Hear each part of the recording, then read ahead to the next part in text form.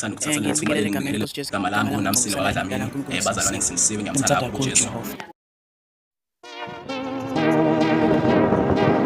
Jesu igama lami uNamsilo wakwaDlamini, ngisindisiwe, ngiyamthanda kakhulu uJesu. Ngisindisana ngoba ngisindisana bazalwane ngithiniwe ukuthi ngizophezela izwi lokuqala bazalwane lasho uJesu esiphambanweni. Bazalwane lifundeka kanje lithi lilapha kuLuke chapter 23 verse 34. Lithi bazalwane, then Jesus said, Father, forgive them, for they do not know what they do. And they divided his garment and cast lots. Bazalwane siyathola la uJesu bazalwane ekhala bazalwane uyanxusa oqala.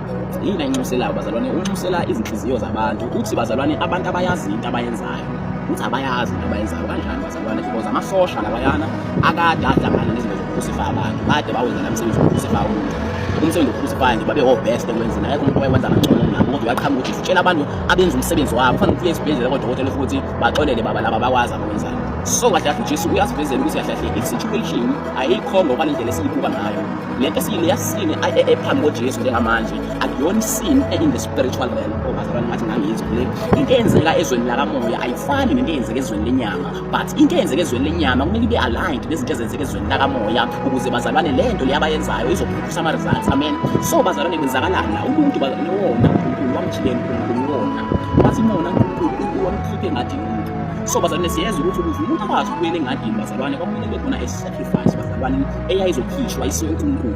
But thina bazalwane ngenxa yokuthi sasingenayo ability to produce such a sacrifice bazalwane ngekho umuntu wayekhona emhlabeni bazalwane with the ability to live up to the sacrifice eyayifuna uNkulunkulu, such that uNkulunkulu wabona ukuthi akakhiphe yena i-sacrifice eyayikhona ezulwini ekwakuyeyakhe kwakuJesu Kristu. uJesu Kristu uyi-sacrifice kanjani? Uyindodana kaNkulunkulu kanjani? uNkulunkulu bazalwane is an omnipotent and omnipresent and omniscient God. So uNkulunkulu bazalwane kanjani? Mina bazalwane bengathiwa ngiyafuna ukusuka lana ngihambe ngiye Shoprite for example, kuzosuka lesihlalo lesingishiye la ku-apps ungekho lutho ngami nge-Shoprite, but uNkulunkulu bazalwane befuna ukusuka yena uNkulunkulu la ahamba ayopreacher somewhere noma ahamba eShoprite yena akudingi ukuthi azasukume la emzimbeni ahamba ashiye isihlalo sikemfu. uNkulunkulu bazalwane angasihlala esihlalweni kodwa indlela yakhe ibiya kaShoprite. But what is the difference? The difference is lo ohleli phansi nalo ohambayo yakaShoprite ababizwa ngokufanayo because of i-administration yabo ayifani. I-administration yalo esihlalo sobukhosi isifaka the origin of the movement, the upper, and then ibe khona lo osukile kuyena wahamba yakaShoprite labazalwane ubizwa ngani? Ubizwa ngokwisana, akabizwa ngendodana ngoba bazalwane ezaliwe kwamisa abantu ngoba kanjani njengoba senza la emhlabeni. Akabizwa futhi ubaba ngobaba because of enama genitals endoda bazalwane noma ngoba enentshebe noma ngoba enjani. It is because of the origin. So ubaba bazalwane is the origin of what? Of the son. Isan bazalwane yini? Ulo ophuma kubaba eyakephi eyeShoprite. So uJesu bazalwane was indodana eyayiphumele from for the mandate of salvation. uNkulunkulu waqhubeka wahlalisha lesabo sobukhosi waNkulunkulu obusayo obusa i-universe yonke, but sithile saNkulunkulu obusayo waba uNkulunkulu osindisayo ozosuka lana as the son, as the one ophuma kubaba wahamba wayakephi waye emhlabeni.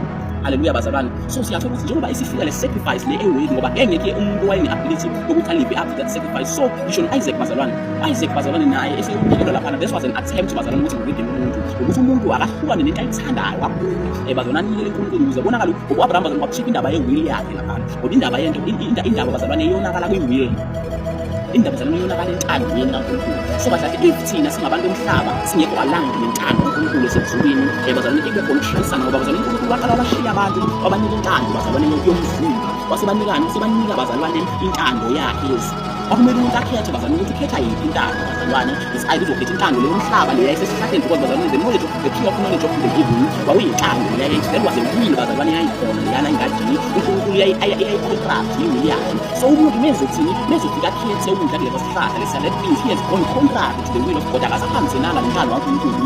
Izinto uNkulunkulu bafuna sizenzele bafuna sibe discerning according to his ways of discerning bazalwane. Singadiscerni izinto ngezindlela zenyama, singadiscerni izinto ngama-six senses esinawo, ama-five senses esinawo discerni izinto kaNkulunkulu.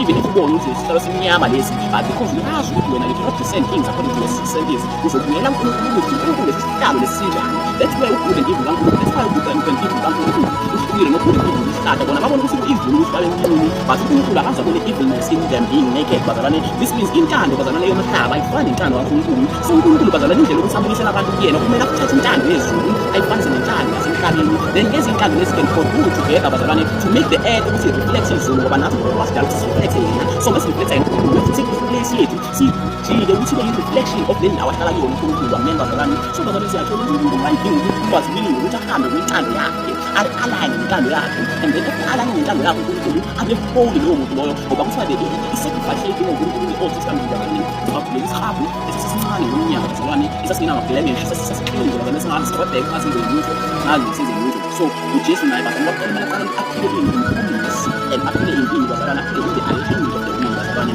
So bazalwane lana siyasho ukuthi yazama lento le ku-Abraham, but basho ukuthi noma indodana yona yayincane yayiphiwe engenasono, but siyasho ukuthi intando yayo indodana was not aligned with the will of the Father. Even ubaba wabo wahamba naye align intando yakhe, uzo-aligna kanjani intando yababa ezulwini, because intando le yenze u-Abraham intando kaNkulunkulu. So indodana mingaka-align intando kaNkulunkulu kusho ukuthi kahle u-Abraham thina yakhe izibulalalise. Even Abel bazalwane, into eyenza ukuthi bazalwane igazi lakhe likhulume izindaba ezingaka, it is simply because i-will ka-Abel bazalwane was not aligned with the will of the Father. Wafa u-Abel bazalwane yena engathandi ukuthi afe, wafa not willingly, akazingekelanga u-Abel, wabulawa u-Abel. So that is why igazi lakhe melifika phansi lifika likhuluma izinto ezibhedayo, likhulume izindaba igazi ka-Abel bazalwane is speaking against humanity, but igazi likaJesu is speaking for humanity. So uJesu bazalwane siyamthola ehambe engadini yaseGetsemane, befika lapha engadini yaseGetsemane uyabona ukuthi mina nentando ingathi intando kaNkulunkulu asa-align kuphelele, ngoba uJesu kahle kahle ukuze ngikwazi ukuqeda lento kumele ngihambe ngentando kaNkulunkulu. So manje uJesu uzalungisa indaba yentando, wenze njalo uye eGetsemane uthi uNkulunkulu kube kuthiwa kuya ngami ngabe lesitsha lesi siyadlula kimi, but uyabona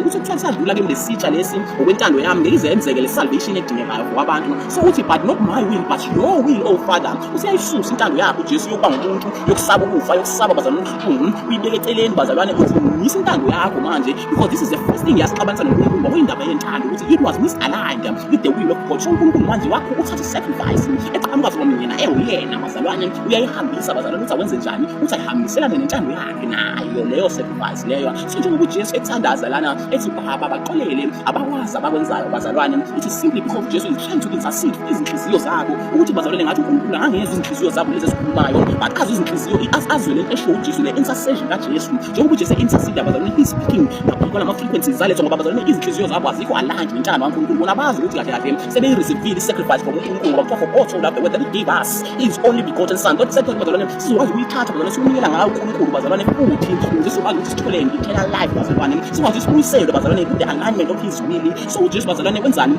uzama ukulungisa indaba yey'nhliziyo zabo labantu laba, uzama ukukhipha i-frequency that is much higher than of iy'nhliziyo zabo, njengoba bona iy'nhliziyo zabo siyambulala lo siyamnqoba lo namhlanje, uyayishintsha leyo nto uJesu ulethe into uNkulunkulu bazalwane yokuthi laba abaNkulunkulu abakwazi ngoba bakwenzayo baxolele ngaloko uNkulunkulu. Thatha lokhu mina engikwenzayo uNkulunkulu, thatha lokhu engikushoyo mina uNkulunkulu, thatha lokhu okuqhamuka from mina, because i-will kaJesu was also aligned with the will of the Father. So that is why uJesu ebakhululekele ebathandaza, it is because iy'nhliziyo zabo bazalwane we're not in alignment, sazingekho kwi-alignment ne-will kaNkulunkulu.